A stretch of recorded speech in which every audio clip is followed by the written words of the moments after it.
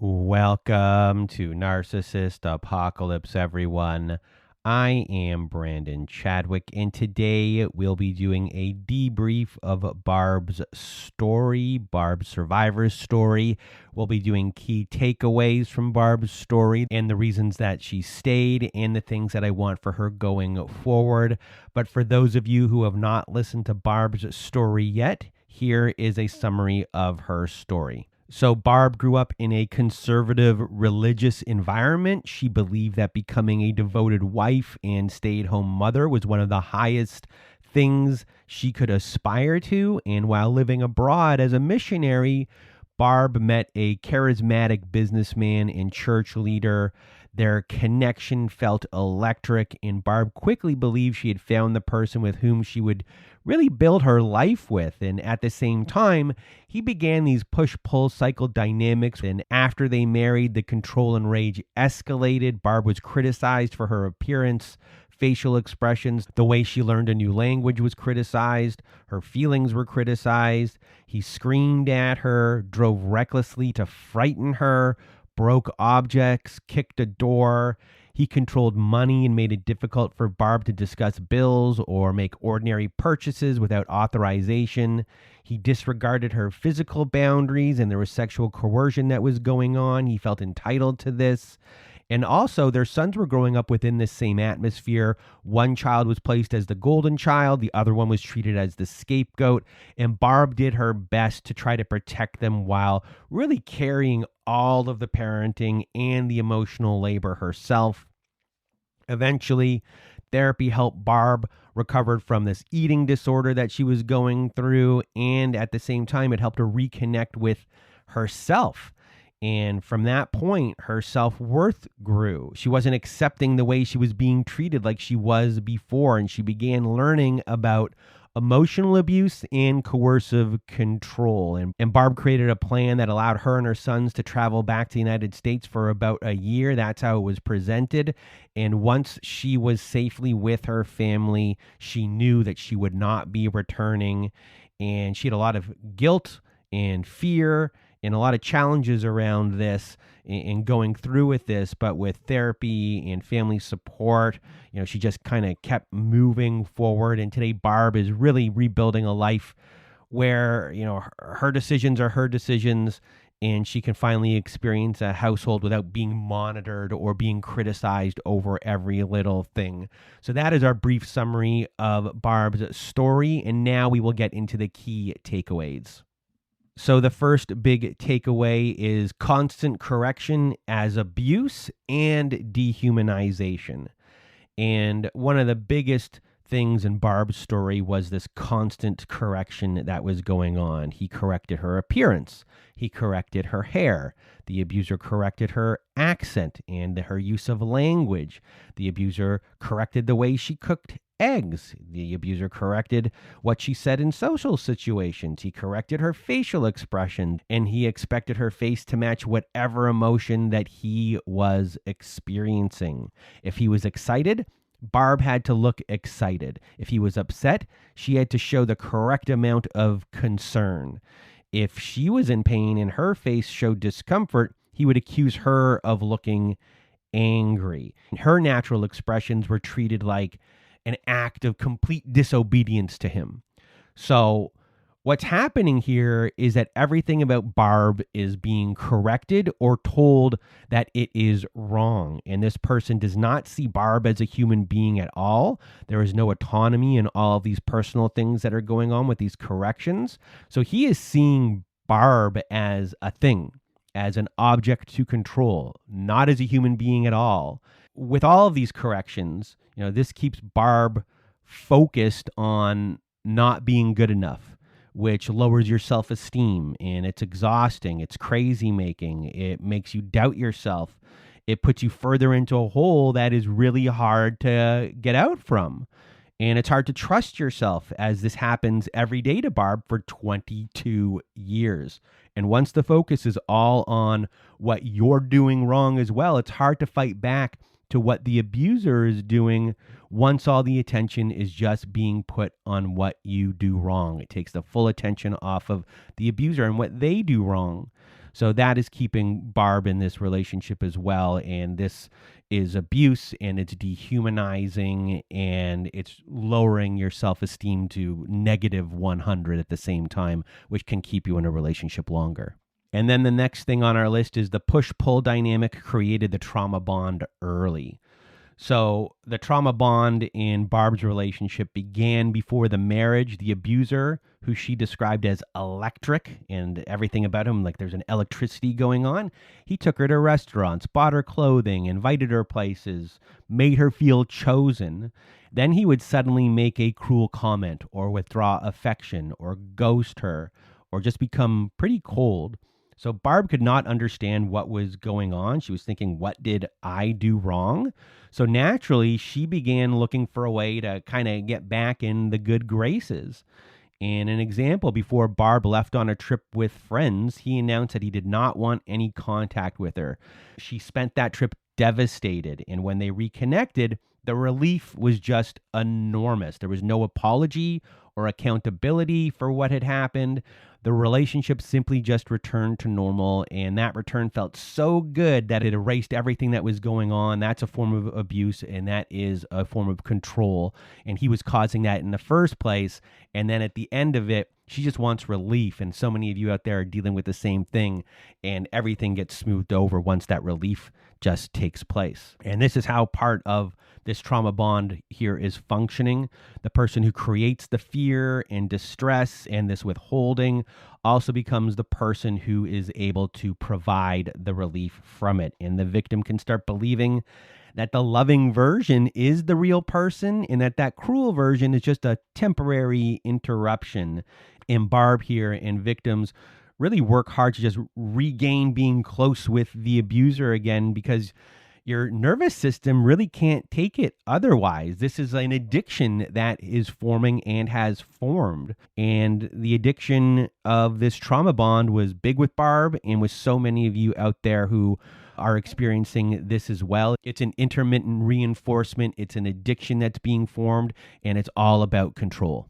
And the next thing on our list is confusion was part of how the abuser controlled conversations. So Barb described conversations that left her feeling pretty terrible. She might begin trying to discuss a bill, a feeling, or something that he had done, and then he would move into conversations that were circular or word salady. He would bring up a separate complaint about Barb, her eating disorder, her personality, or something that she had supposedly done wrong. And once Barb responded to the new accusation, he could accuse her of changing the subject. The original concern just disappeared. And this created a conversation where Barb was always defending herself. She entered these discussions hoping to solve one problem and then was just left wondering whether she had caused 10 others. And when someone is controlling the structure of every conversation, they can make accountability impossible. The abuser will decide what facts matter, which subject is being discussed, when the discussion ends, and whose behavior here is the one that requires examination. And all these conversations can become very confusing, very circular. A lot of them become word salad type conversations where it's just moving. It's very confusing. And this confusion benefits an abuser because the confusion here is biding the abuser time. It's kicking the can down the road until the next confusing confrontation. So when you think of yourself, a victim here, if you clearly understand what is happening in a relationship and get like straight answers from someone, you can begin making choices in that relationship. But if you are a victim here who is constantly trying to understand what you are doing wrong because of the confusion that is going on, with that confusion, it's impossible to make choices because you don't have a reality to deal with here. So for Barb, she eventually started to write down these conversations, what began these conversations. And that helped her to see the repetition, that her concerns always disappeared, he was avoiding accountability, and that Barb was always becoming the problem. So for those of you out there who are dealing with something like this right now, try to start to do what Barb did so you can start to see things a little bit more clearly. And then the next thing on our list is religious beliefs created a ready-made power imbalance.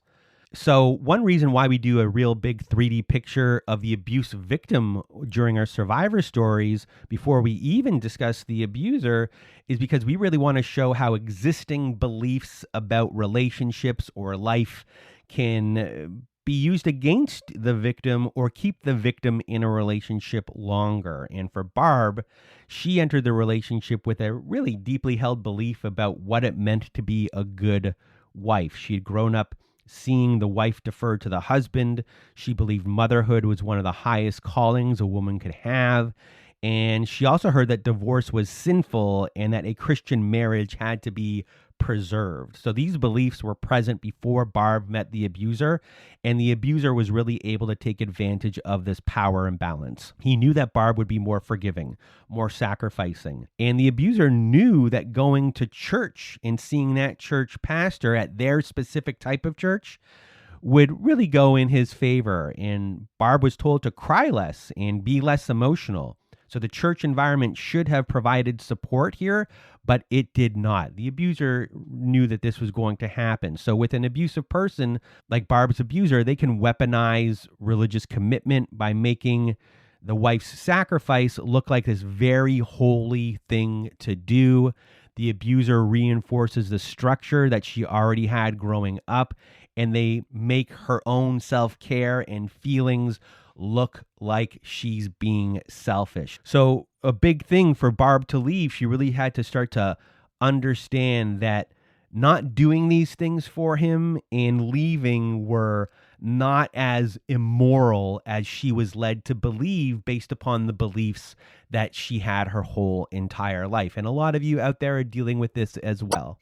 And the last key takeaway that we have is you deciding everything is a trap disguised as freedom. So Barb's husband could tell her that she was free to make decisions. During their wedding planning, he told Barb to choose everything. He was in another country, so she found the venue, organized the details, chose clothing, and handled almost all of the labor. And when he arrived, he criticized the choices that she made, including the suit he had told her to choose. This is a trap. Barb is doing all of the work, making all of the decisions that he said that she should be making, but the abuser here is still having the power to judge everything in the way that he wants, making Barb feel like she is wrong at everything that she is doing. And from an outsider perspective, you may hear that Barb is allowed to make decisions, and you might believe that she had some sort of power in this relationship. But not all decision-making comes with power or freedom, because all of these decisions are coming with a punishment, and that is not real freedom. That is not real autonomy.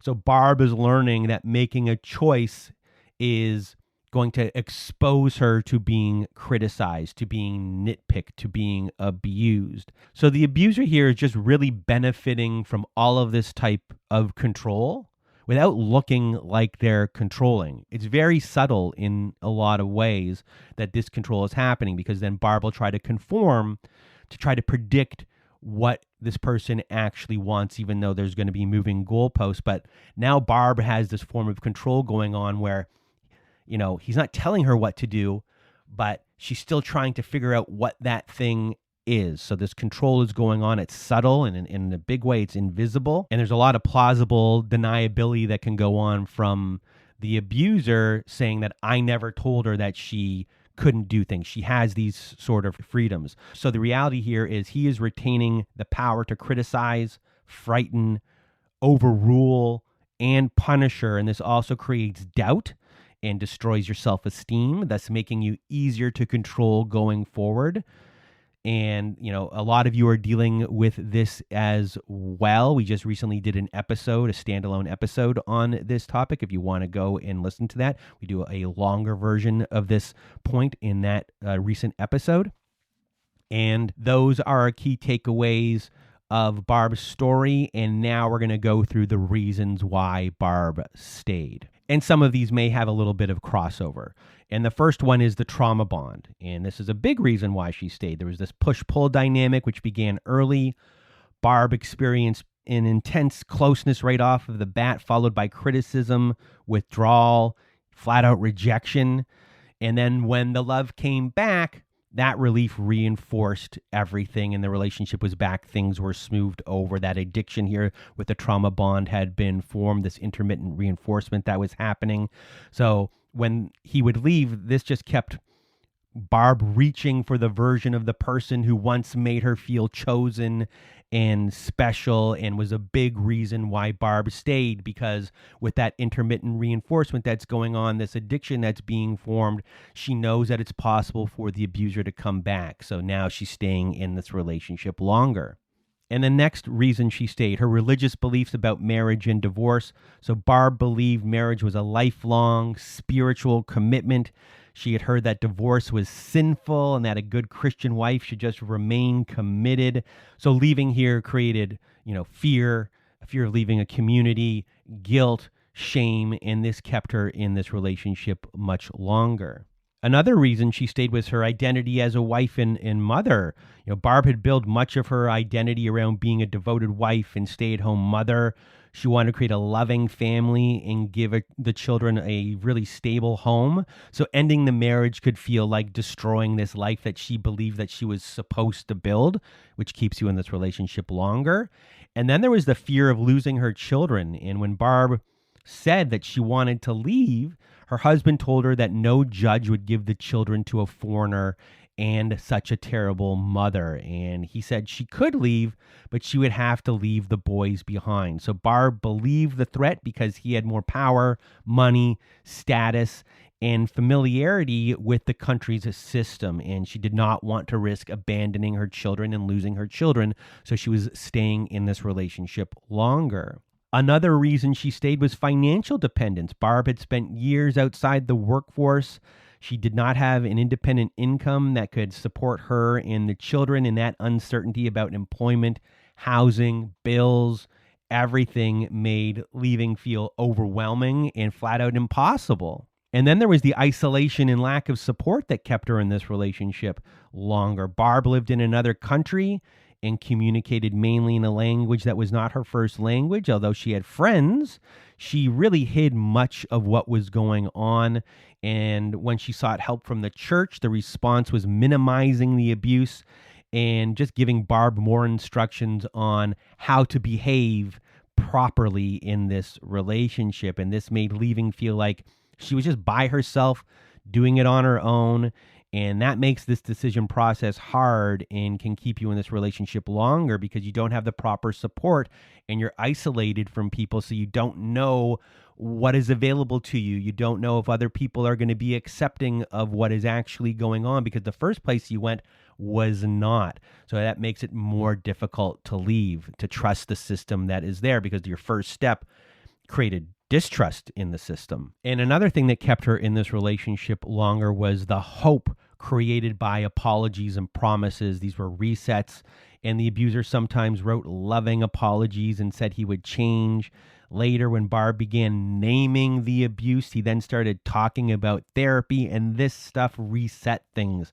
Each promise gave Barb another reason to wait and see, and this can keep you in a relationship longer. And then there was the empathy for the abuser's childhood, and Barb knew that the abuser suffered extreme poverty, the loss of his father, and she understood that he had been hurt and wanted to believe that her compassion could help him become a better and healthier person. But he wanted her empathy to focus on him and only him, and he succeeded in that. So Barb would then not be able to focus on the harm that he was choosing to cause. So he was using this victimhood and childhood issues and poverty, all of these things, to keep the empathy on him as a victim. So Barb would not focus on herself.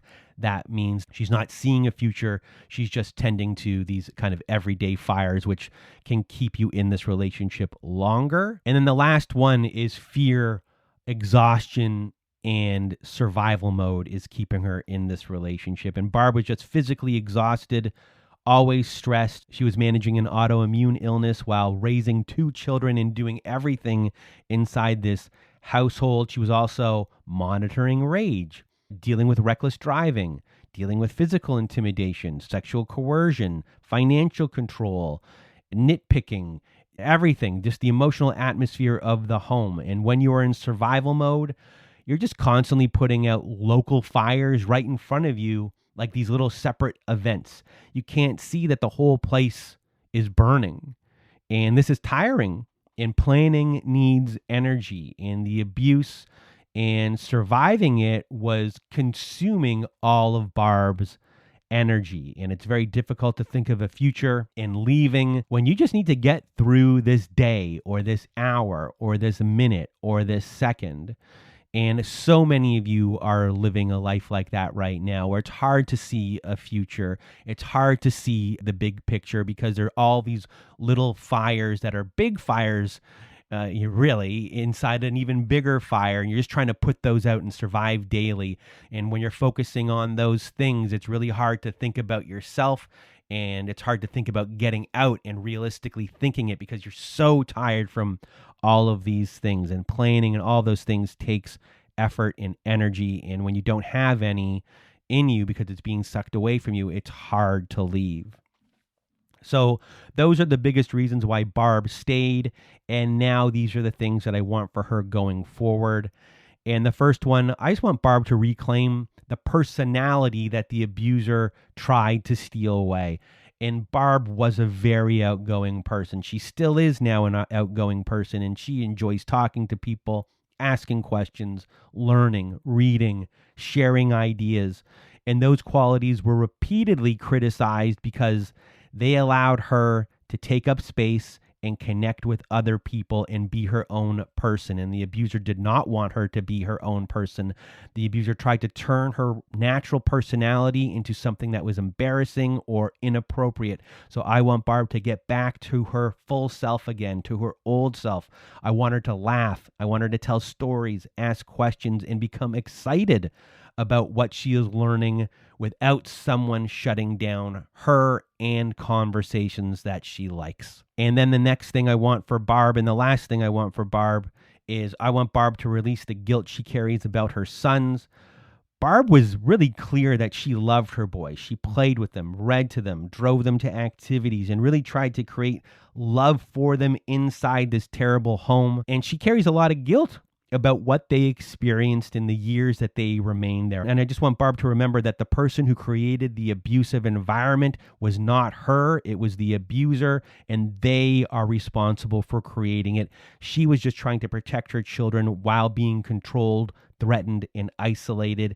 And I want her and her sons to have room to process what happened at their own pace with real compassion, grace, and support. And I want all of these things for you too. And for those of you listening, I hope that you found this episode enlightening or validating or educational. And if you want to be a guest like Barb was on our Survivor Stories, please do go to our website at narcissistapocalypse.com, click on the guest form button, fill out the form, and we will go from there. We also have a support group at our website with Zoom meetings every Wednesday nights, Thursday afternoons, and Saturday nights. And we have forum boards for you to post on to get the validation that you need from survivors just like you. And we also have a newsletter at our website where you get a free workbook for every new survivor story that comes out, all at narcissistapocalypse.com. And that is it for today's debrief episode. So for myself and Barb, we hope you have a good night.